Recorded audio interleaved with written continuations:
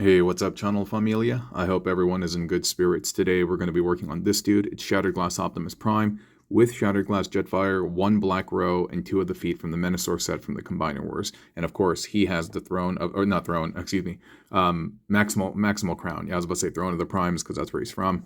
And yeah, in terms of what we're looking at over here, I would say if we want to be really specific, this is less bot bending and more of like layering. The closest thing that I can akin it to is like dress up for like dollies and stuff, right? Except it's in a like robot form. And what I mean by that it's not bot bending is like you're not building anything new per se. You're taking an existing bot and you're kind of color coordinating and you're doing different things. And so with regard to this guy, the color coordination scheme here is primarily variations of yellow and orange, yellow and purple, excuse me, that are found natively on this bot. And purple and gold are kind of a variant of it, and that's why we went with Black Roritchi. And in terms of the feet, I wanted to not only match kind of like the purple that we see here, I wanted to give him a little bit of extra height. And those are all the different components, at least in terms of ideas, that go into the thought process of building something like this.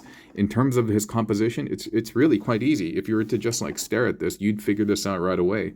You can see that these are the Black Row legs, the Menasor feet, the arms, and yeah, it's really quite simple. But kind of conceptualizing and then bringing together, I would say, is kind of like the fun part of layering techniques, right? And so, yeah, without further ado, we'll just jump right into it. I would say not the necessarily most complex, but the areas that we just kind of want to look at are like the arms. And you can see that's just pretty much the prime bot almost there already, right? And so let me just move them to the side. The arms are pretty cool. These are the standard Black Roritchi arms, right? But this right here, this is the blaster part of the Jetfire armor. And once we remove that, not only can this serve as a really neat shoulder piece, this serves as a side arm cannon complementing this existing blaster over here, and that's really nice. And in terms of Jetfire's, one of his missiles just being plugged in, I don't know, just wanted to give him more of a kind of spiky, more menacing look to it. Because, you know, like, what is it? What's the word? Not genetically, but like we recognize spikes as being things that we should like avoid and stuff like that, like because of nature, right? And so, yeah, I just wanted to add a little bit more of a menacing flair, and so hence why the spikes are up there. But yeah, this is the composition of the arms. And then if we look at the back, we have the Black Row torso, right? You know, the modulators are very interesting in that they provide some asymmetry, especially if you look at like Ironworks and Airwave, but Black Row or Fast Track is the one that has the most symmetry on him or her. I don't know. I think it's a dude. I don't even know if Transformers really have genders, but they get referred to by gender pronouns, but neither here nor there. So this is just the Black Row torso with the two. There's three components that make up the torso, right? We have the front part, we have the middle part that holds the hips, and then we have the blade part, that's the back piece. And so we have two out of the three components here, and then we have some configuration of the Jetfire missiles. And again, just more menacing, more oomph and firepower. And then we're gonna plug that in over here. It's a pretty tight fit. There we go. Work with me, baby. And then so cool.